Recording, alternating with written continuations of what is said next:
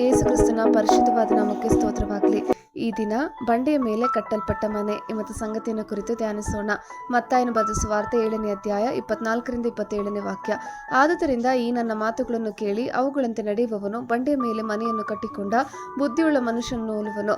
ಕಟ್ಟಿದ ಮೇಲೆ ಮಳೆ ಸುರಿಯಿತು, ಹಳ್ಳಗಳು ಬಂದವು, 4 ಕಡೆಯಿಂದ ಗಾಳಿ ಬೀಸಿ ಆ ಮನೆಗೆ ಬಡಿಯಿತು. ಆದಾಗ್ಯೂ ಅದರ ಅಸ್ತಿವಾರವು ಬಂಡೆಯ ಮೇಲಿದ್ದರಿಂದ ಅದು ಬೀಳಲಿಲ್ಲ. ಆದರೆ ಈ ನನ್ನ ಮಾತುಗಳನ್ನು ಕೇಳಿಯೂ ಅವುಗಳಂತೆ ನಡೆಯದ ಪ್ರತಿಯೊಬ್ಬನು ಉಸುಬಿನ ಮೇಲೆ ಮನೆಯನ್ನು ಕಟ್ಟಿಕೊಂಡ ಬುದ್ಧಿಹೀನ ಮನುಷ್ಯನನ್ನು ಹೋಲುವನು. ಕಟ್ಟಿದ ಮೇಲೆ ಮಳೆ ಸುರಿಯಿತು, ಹಳ್ಳಗಳು ಬಂದವು, 4 ಕಡೆಯಿಂದ ಗಾಳಿ ಬೀಸಿ ಆ ಮನೆಗೆ ಹೊಡೆಯಿತು. ಆಗ ಅದು ದಡಮನೆ ಕಡುಕೊಂಡು ಬಿತ್ತು. ಆಮೆನ್. ಬಂಡೆಯ ಮೇಲೆ ನಿರ್ಮಿಸಲಾದ ಮನೆ ಸತ್ಯವೇದದಲ್ಲಿ ಬುದ್ಧಿಯುಳ್ಳ ಮತ್ತು ಬುದ್ಧಿಹೀನ ಮನುಷ್ಯನ ಸಾಮ್ಯದಲ್ಲಿ ಕಂಡುಬರುತ್ತದೆ. ನಮ್ಮ ಪ್ರಾರಂಭದಲ್ಲಿ ಆತನ ಬೋಧನೆಯ ಮೇಲೆ ಕಟ್ಟಲ್ಪಟ್ಟ ಒಬ್ಬನ ಜೀವನವನ್ನು ಯೇಸು ಬಂಡೆಯ ಮೇಲೆ ಮನೆಯನ್ನು ಕಟ್ಟಿಕೊಂಡ ಬುದ್ಧಿಯುಳ್ಳ ಮನುಷ್ಯ ನಿರ್ಮಿಸಿದ ಮನೆಗೆ ಹೋಲಿಸುತ್ತಾನೆ. ಸಾಮ್ಯದಲ್ಲಿ ಹೇಳುತ್ತದೆ, ಆದುದರಿಂದ ಈ ನನ್ನ ಮಾತುಗಳನ್ನು ಕೇಳಿ ಅದರಂತೆ ನಡೆಯುವವನು ಬಂಡೆಯ ಮೇಲೆ ಮನೆ ಕಟ್ಟಿಕೊಂಡ ಬುದ್ಧಿಯುಳ್ಳ ಮನುಷ್ಯನನ್ನು ಹೋಲುವನು. ಯೇಸುವಿನ ಬೋಧನೆಗಳ ಮೇಲೆ ಒಬ್ಬರ ಜೀವನವನ್ನು ಕಟ್ಟಿಕೊಳ್ಳುವ ಮತ್ತು ಅವುಗಳಿಗೆ ವಿಧೇಯರಾಗುವ ಪ್ರಾಮುಖ್ಯತೆಯನ್ನು ಸಾಮ್ಯವು ವಿವರಿಸುತ್ತದೆ. ಈ ಸಾಮ್ಯವು ಮರಳಿನಂತಹ ಅಸ್ಥಿರವಾದ ಅಡಿಪಾಯದ ಮೇಲೆ ನಿರ್ಮಿಸುವುದು ಅವಿವೇಕದ ಸಂಗತಿ ಎಂದು ಕಲಿಸುತ್ತದೆ. ಯಾಕೆಂದರೆ ಮನೆಯು ಅಂತಿಮವಾಗಿ ಹಾನಿಗೊಳಗಾಗುತ್ತದೆ. ದೈವಿಕ ಮನೆಗಾಗಿ ಯೇಸುವಿನ ಬೋಧನೆಗಳು. ನಮ್ಮ ಮನೆಯನ್ನು ಯೇಸುವಿನ ಮಾತಿನ ದೃಢವಾದ ಅಡಿಪಾಯದ ಮೇಲೆ ನಿರ್ಮಿಸಲಾಗಿದೆಯೇ? ದುಃಖದ ಪ್ರವಾಹಗಳು ಬಂದಾಗ ಅಥವಾ ಶೋಧನೆಯ ಅಲೆಗಳು ಅಥವಾ ಸಾವಿನ ಪ್ರತಿಕೂಲತೆಯ ಅಲೆಗಳು ಬಂದಾಗ ಖಂಡಿತವಾಗಿಯೂ ಮನೆಯು ದೃಢವಾಗಿ ನಿಲ್ಲುತ್ತದೆ.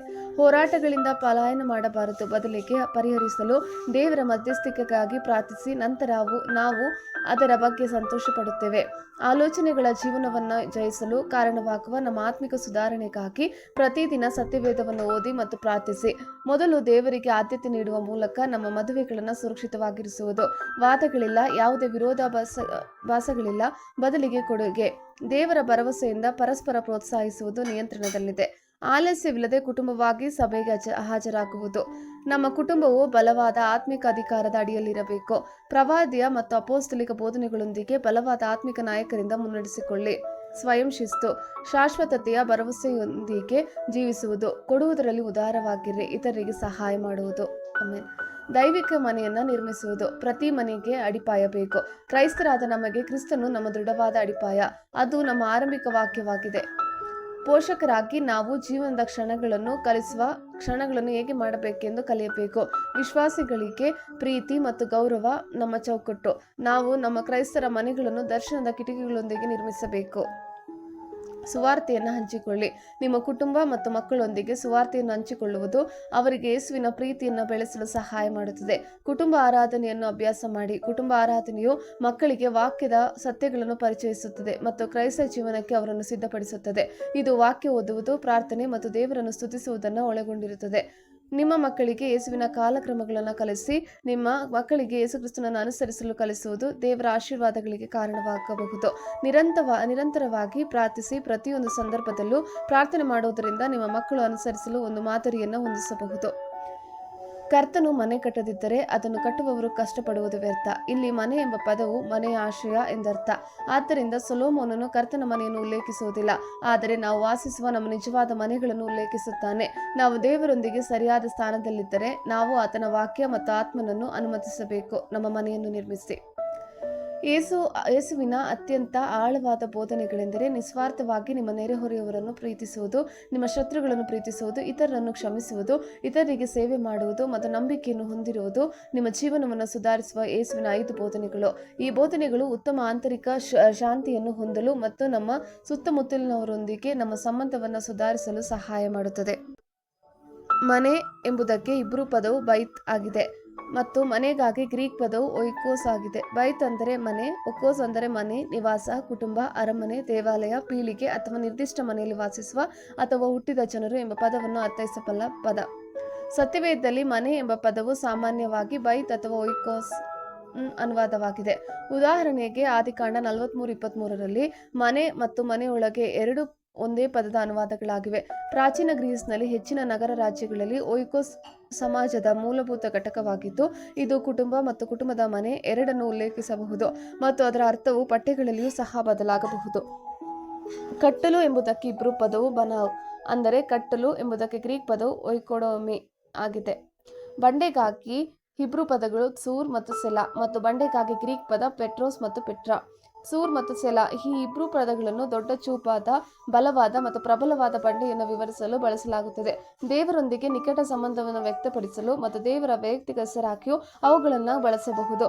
ಪೆಟ್ರೋಸ್ ಮತ್ತು ಪೆಟ್ರಾ ಈ ಕೊಯಿನ್ ಗ್ರೀಕ್ ಪದಗಳೆರಡು ಬಂಡೆ ಎಂದರ್ಥ. ಯೇಸು ಪೇತ್ರನನ್ನು ಬಂಡೆ ಎಂದು ಕರೆಯಲು ಬಯಸಿದರೆ ಅವರು ಲಿಥೋಸ್ ಎಂಬ ಗ್ರೀಕ್ ಪದವನ್ನು ಬಳಸುತ್ತಿದ್ದರು.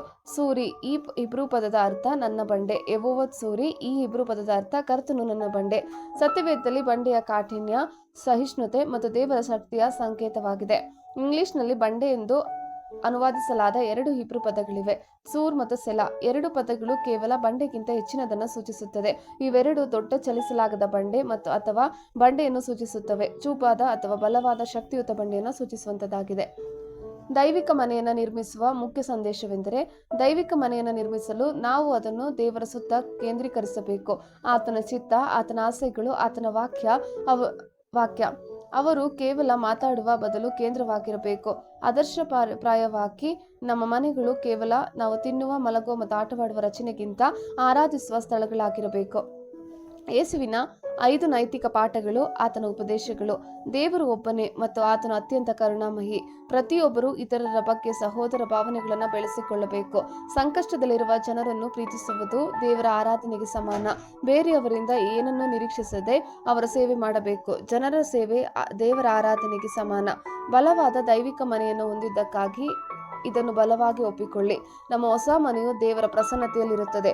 ನಮ್ಮ ಹೊಸ ಮನೆ ಪರಿಪೂರ್ಣವಾಗಿರುತ್ತದೆ. ನಮ್ಮ ಹೊಸ ಮನೆಯು ಕ್ರಿಸ್ತನೊಂದಿಗೆ ನಮ್ಮ ಸಂಬಂಧವನ್ನು ಆಧರಿಸಿದೆ. ಹಲ್ಲೆಲೂಯಾ. ಯೇಸುವಿನ 3 ಮುಖ್ಯ ಬೋಧನೆಗಳು. ದೇವರನ್ನು ಪ್ರೀತಿಸಿ, ಇತರರನ್ನು ಪ್ರೀತಿಸಿ. ನಾವು ಮೊದಲೇ ಹೇಳಿದಂತೆ ಯೇಸುವಿನ ಬೋಧನೆಗಳನ್ನು ಮತ್ತಾಯ 27:37-39 ಅತ್ಯುತ್ತಮವಾಗಿ ಸಂಕ್ಷಿಪ್ತಲಾಗಿದೆ.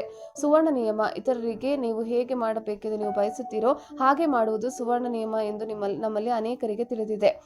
ದೇವರು ನಿಮ್ಮನ್ನು ಕ್ಷಮಿಸಿದಂತೆ ಕ್ಷಮಿಸಿ. ಯೇಸು ಮತ್ತಾಯ 18:21-35 ಕ್ಷಮೆಯ ಬಗ್ಗೆ ಮಾತಾಡಿದ್ದಾನೆ. ಯೇಸು ತನ್ನ ಮನೆಯ ಬಗ್ಗೆ ಸರಳ ರೀತಿಯಲ್ಲಿ ಹೇಳಿದನು. ಯೇಸು ತನ್ನ ಶಿಷ್ಯರಿಗೆ, ನನ್ನ ತಂದೆಯ ಮನೆಯಲ್ಲಿ ಬಹಳ ಬಿಡಾರಗಳು ಅವೆ, ಇಲ್ಲದಿದ್ದರೆ ನಿಮಗೆ ಹೇಳುತ್ತಿದ್ದೆನು, ನಿಮಗೆ ಸ್ಥಳವನ್ನು ಸಿದ್ಧ ಮಾಡುವುದಕ್ಕೆ ಹೋಗುತ್ತೇನಲ್ಲ ಎಂದು ಹೇಳಿದಾಗ ಯೇಸು ಅದನ್ನು ವ್ಯಕ್ತಪಡಿಸುತ್ತಿದ್ದನು. ಯೇಸುವಿನ ಶಿಷ್ಯರಲ್ಲಿ ಪ್ರತಿಯೊಬ್ಬರು ಒಂದು ದಿನ ದೇವರೊಂದಿಗೆ ಮನೆಯನ್ನು ಹಂಚಿಕೊಳ್ಳುತ್ತಾರೆ. ಆಮೇನ್, ಆಮೇನ್. ನಮ್ಮ ಮನೆ ಪರಲೋಕದ ರಾಯಭಾರ. ಈ ಜಗತ್ತಿನಲ್ಲಿ ಸವಾಲುಗಳನ್ನು ಎದುರಿಸುವ ಬಗ್ಗೆ ಯೇಸು ಕಲಿಸುವ ವಿಧಾನ. ಮತ್ತಾಯ 7:13-14 ಇಕ್ಕಟ್ಟಾದ ಬಾಗಿಲಿನಿಂದ ಒಳಕ್ಕೆ ಹೋಗಿರಿ. ನಾಶಕ್ಕೆ ಹೋಗುವ ಬಾಗಿಲು ದೊಡ್ಡದು, ದಾರಿ ಅಗಲವು, ಅದರಲ್ಲಿ ಹೋಗುವವರು ಬಹು ಜನ. ನಿತ್ಯ ಜೀವಕ್ಕೆ ಹೋಗುವ ಬಾಗಿಲು ಇಕ್ಕಟ್ಟು, ದಾರಿ ಬಿಕ್ಕಟ್ಟು, ಅದನ್ನು ಕಂಡುಹಿಡಿಯುವವನು ಸ್ವಲ್ಪ ಜನ. ಜ್ಞಾನಿಯಾದ ಮಾಸ್ಟರ್ ವಾಸ್ತುಶಿಲ್ಪಿ. 1 ಕೊರಿಂಥ 3:10-15 ದೇವರು ನನಗೆ ಕೃಪೆಯಿಂದ ಒಪ್ಪಿಸಿದ ಕೆಲಸವನ್ನು ನಡೆಸಿ ನಾನು ಪ್ರವೀಣ ಶಿಲ್ಪಿಯಂತೆ ಅಸ್ತಿವಾರ ಹಾಕಿದೆನು. ಮತ್ತೊಬ್ಬನು ಅದರ ಮೇಲೆ ಕಟ್ಟುತ್ತಾನೆ. ಪ್ರತಿಯೊಬ್ಬನು ತಾನು ಅದರ ಮೇಲೆ ಎಂಥದ್ದನ್ನು ಕಟ್ಟುತ್ತಾನೋ ಎಚ್ಚರಿಕೆಯಾಗಿರಬೇಕು. ಹಾಕಿರುವ ಅಸ್ತಿವಾರವು ಯೇಸು ಕ್ರಿಸ್ತನೇ. ಆ ಅಸ್ತಿವಾರವನ್ನಲ್ಲದೆ ಮತ್ತೊಂದು ಅಸ್ತಿವಾರವನ್ನು ಯಾರೂ ಹಾಕಲಾರರಷ್ಟೇ. ಆ ಅಸ್ತಿವಾರದ ಮೇಲೆ ಚಿನ್ನ, ಬೆಳ್ಳಿ, ರತ್ನ, ಕಟ್ಟಿಗೆ, ಹುಲ್ಲು, ಆಪು ಮುಂತಾದವುಗಳಲ್ಲಿ ಯಾವುದರಿಂದ ಕಟ್ಟಿದರೂ ಅವನವನ ಕೆಲಸವು ವ್ಯಕ್ತವಾಗುವುದು. ಕ್ರಿಸ್ತನು ಬರುವ ದಿನವು ಬೆಂಕಿಯೊಡನೆ ಉದಯವಾಗಿ ಆ ಕೆಲಸವನ್ನು ಸ್ಪಷ್ಟವಾಗಿ ತೋರಿಸುವುದು. ಅವನವನ ಕೆಲಸವೆಂತದೋ ಆ ಬೆಂಕಿ ಶೋಧಿಸುವುದು. ಒಬ್ಬನು ಆ ಅಸ್ಥಿರವಾದ ಮೇಲೆ ಕಟ್ಟಿದ್ದು ಉಳಿದರೆ ಅವನಿಗೆ ಸಂಬಳ ಬರುವುದು. ಒಬ್ಬನು ಕಟ್ಟಿದ್ದು ಸುಟ್ಟು ಹೋದರೆ ಅವನಿಗೆ ಸಂಬಳವು ನಷ್ಟವಾಗುವುದು. ತಾನಾದರೂ ರಕ್ಷಣೆ ಹೊಂದುವನು, ಆದರೆ ಬೆಂಕಿಯೊಳಗಿಂದ ತಪ್ಪಿಸಿಕೊಂಡವನ ಹಾಗಿರುವನು. ಆಮೇನ್. ಕರ್ತನ ಕೃಪೆ ನಿಮ್ಮೆಲ್ಲರೊಂದಿಗಿರಲಿ.